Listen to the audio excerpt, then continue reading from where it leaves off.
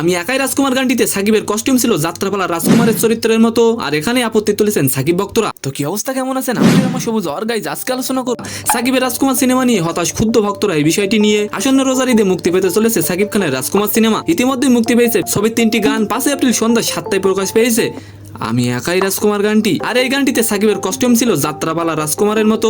পছন্দের নায়ককে কোনোভাবেই এই পোশাকে মেনে নিতে পারছেন না সাকিব ভক্তরা। আচ্ছা, আপনারা অবশ্যই কমেন্ট করে যাবেন আসলেই কি সাকিব খানকে যাত্রাপালা রাজকুমারের মতো দেখা যাচ্ছে কিনা। আমি একাই রাজকুমার গানটি প্রকাশের পর সামাজিক মাধ্যমে ক্ষোভ প্রকাশ করতে দেখা গেছে সাকিবিয়ানদের।